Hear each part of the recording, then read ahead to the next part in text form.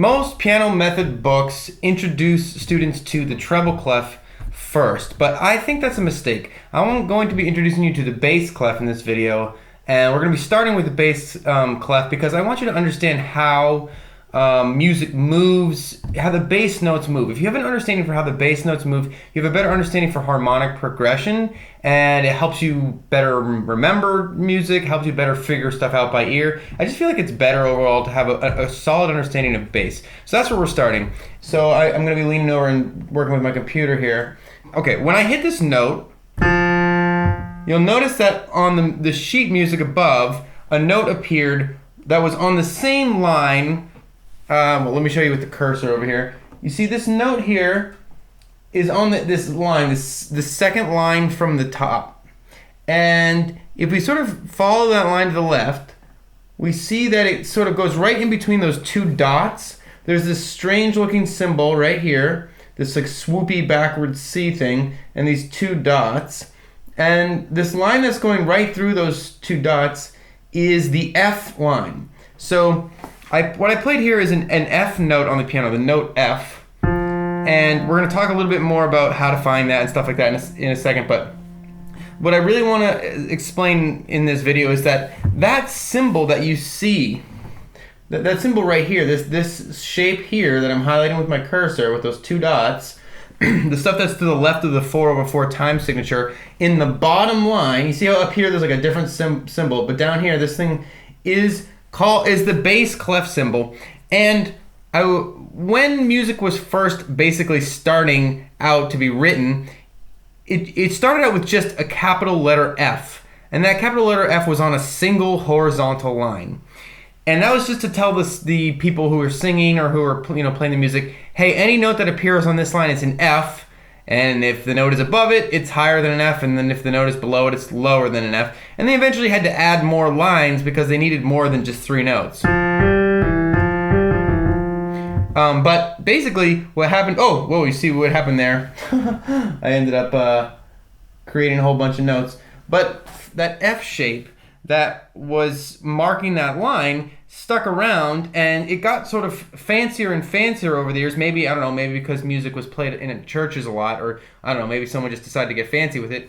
And over time, that F sort of morphed into a more curvy F, and eventually it just broke all the way off, and it became this fancy, elaborate sort of F-like shape. So hopefully you can sort of see the connection there. And what you really want to remember is just when you're playing music and you're looking at that bass clef, it's actually labeled for you. That symbol over there is the letter F, and that's going to tell you that any note that is on that line, you're just going to play an F. Now let's talk about how to find an F, and then that's going to be the introduction to bass clef. So it's actually a pretty quick little video.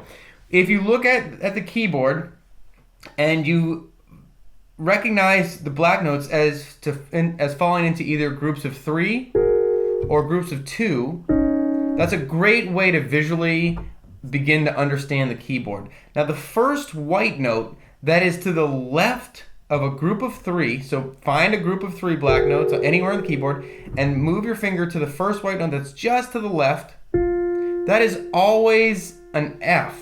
That is always an F on the keyboard. And the F that you see on the bass clef, this one right here, whoa, you can see, I haven't been looking at my sheet music, it's creating a whole bunch of stuff. The F that's right, that this note right here is the one that's just to the left of middle C. Now middle C is a note that is roughly in the middle of your keyboard. That's the easiest way to figure it out. And it's the first note that's to the left of a group of 2 black notes. So let me unselect this so I don't create a whole bunch of stuff. So you find a group of 2 black notes. The white note that's just to the left of that is a C. It's always a C, okay? So that the C that you find that is in the most in the middle of your piano is middle C. And the first F that's just down from there, so here's a group of 3 black notes, and there's the white notes that's just to the left is the F. That is the F that you see that is marked in the bass clef. So that's it. For the next exercise, I'm going to actually have you playing this F note. you're going to be playing this on your keyboard instead of clapping out your rhythms. So clapping is a great way to start, but when we clap, we aren't talking about how long a note is. And you really want to be holding out a note for as long as it is. So in the case of a quarter note, if we're in 4/4 time, it's a whole beat. So if I have 4 quarter notes in a row, so let's actually go back here and we'll build a quick measure. So there's 4 quarter notes. If I were to play that on the keyboard, it would sound like this. It wouldn't sound like this.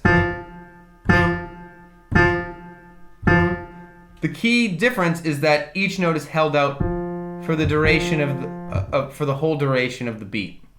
All right, so that's your introduction to bass clef. I'll see you in the next video.